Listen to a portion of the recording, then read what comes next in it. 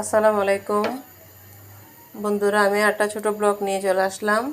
আজকে আমি করব ঢেঁড়স ভাজি। আপনারা বন্ধুরা দেখতে থাকেন। প্রথমে দিয়ে দিলাম পেঁয়াজ আর রসুন, একটু দাগ করে নিব। তারপর দেবো তেজপাতা,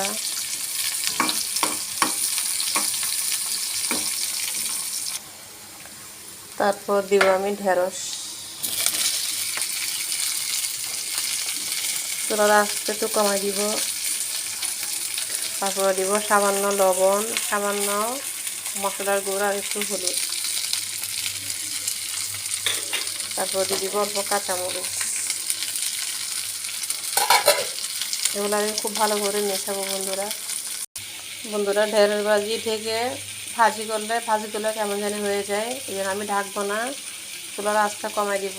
আস্তে আস্তে করে ভাজিটা আমার সুন্দর হয়ে যাবে। বন্ধুরা, আমার ভাজিটা হয়ে গেছে। আপনারা বেশি বেশি করে আমার ভিডিওগুলো দেখবেন, শেয়ার করবেন আর সবার জন্য দোয়া করবেন। আজকে এখানে আমি ভিডিওটা শেষ করছি। আল্লাহ হাফেজ। আসসালামু আলাইকুম।